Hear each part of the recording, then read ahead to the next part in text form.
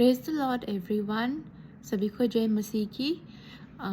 Today's topic is going to be from the topic is when we lose something we gain Christ.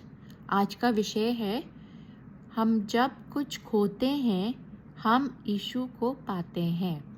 They are total 3 points, total 3 points है and I will be also sharing a few scripture references. So let's begin with the first point. When we lose our earthly pleasures, we gain Christ. Hindi में मैं बोलूँगी, जब हम अपने सांसारिक सुख खोते हैं तब हम यीशु को पाते हैं। And the scripture reference is from Philippians chapter 3 verses 7 to 9.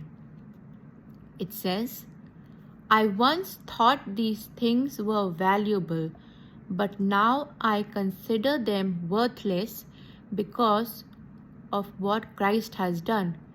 Yes, everything is worthless when compared with the infinite value of knowing Jesus Christ my Lord.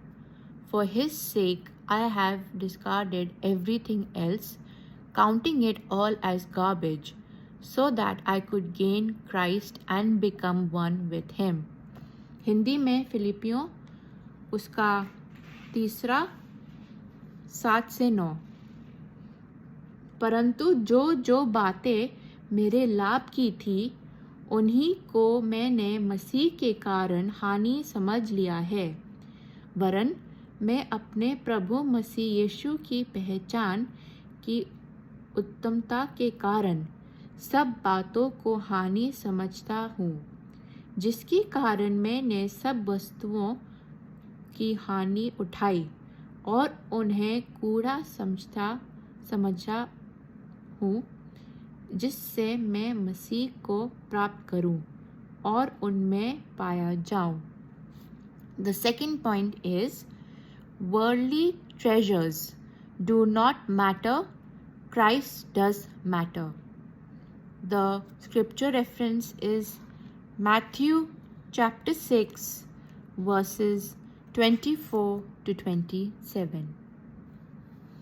It says, no one can serve 2 masters, for you will hate one and love the other.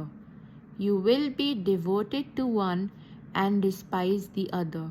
You cannot serve both God and money. जो दूसरा point है इसमें ये लिखा है कि दुनिया के खजाने हमें कोई मायने नहीं रखती, केवल यीशु मसीह मायने रखते हैं। और इसका जो पंक्ति है वो है मत्ती इसका 6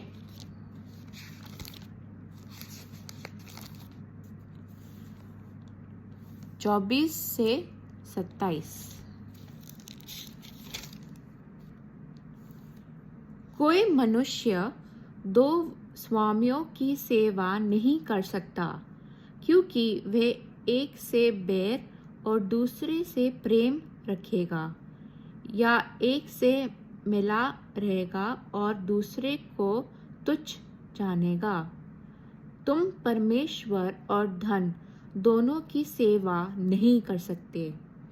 इसीलिए मैं तुमसे कहता हूँ कि अपने प्राण के लिए ये चिंता ना करना कि हम क्या खाएंगे और क्या पिएंगे, और ना अपने शरीर के लिए कि क्या पहनेंगे।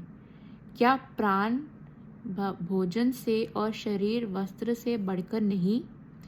आकाश के पक्षियों को देखो, वे ना बोते हैं, ना काटते हैं और ना खत्तों में बटोरते हैं, फिर भी तुम्हारा स्वर्गीय पिता उनको खिलाता है।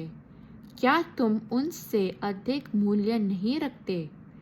तुम में कौन है जो चिंता करके अपनी आयु में एक घड़ी भी बढ़ा सकता है?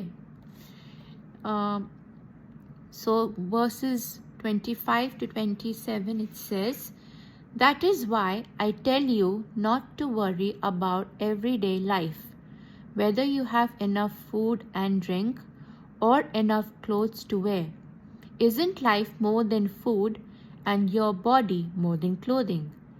Look at the birds. They do not plant or harvest or store food in barns, for your heavenly Father feeds them. And aren't you more valuable to Him than they are? Can all your worries add a single moment to your life? My dear brothers and sisters, मेरे भाइयों बहनों, अब मैं तीसरा point share करूँगी. And the third point is, the old self doesn't exist. Only the new born spirit of God. पुराना मनुष्य नहीं मायने रखता, सिर्फ नया जीवन जो पवित्र आत्मा प्रभु से मिलता है. The scripture reference is from 2 Corinthians chapter 5 verse 17. दूसरा कुरिन्थियों 5 उसका 17. ये इस प्रकार से है. This means that anyone who belongs to Christ has become a new person. The old life is gone. A new life has begun. दूसरा कुरिन्थियों उसका 5:17.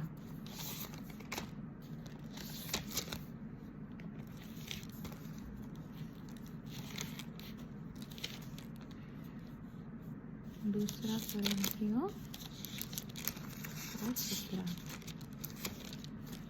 इस प्रकार से कहता है, इसीलिए यदि कोई मसीह में है तो वह नई सृष्टि है. पुरानी बातें बीत गई हैं, देखो सब बातें नई हो गई हैं. My dear brothers and sisters, I hope that this was an encouraging message for you as we remind ourselves.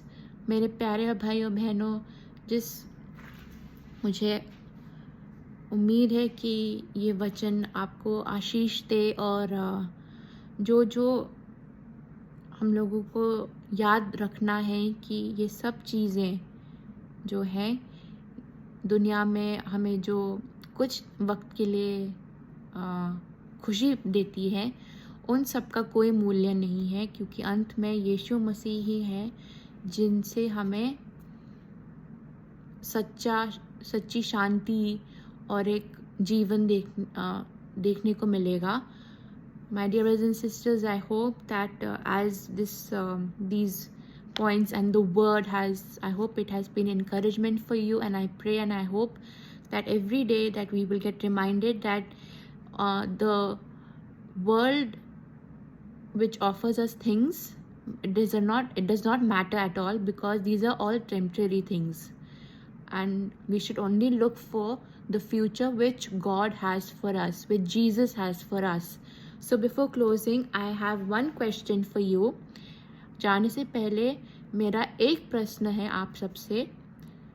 Are we willing to give up things that are temporary and focus on what is eternal?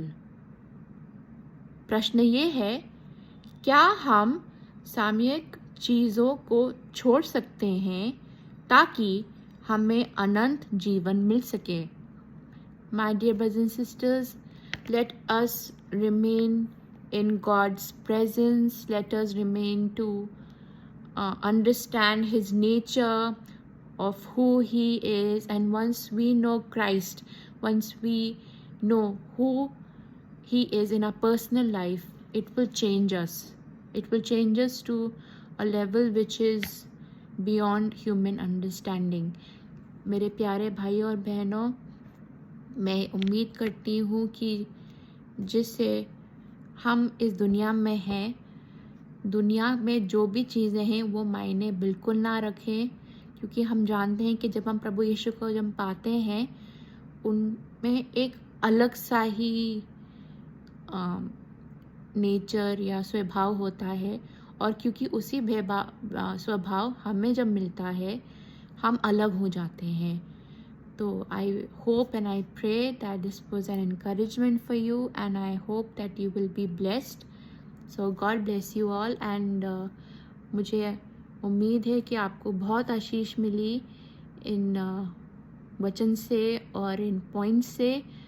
तो प्रभु आपको आशीष दे। Thank you.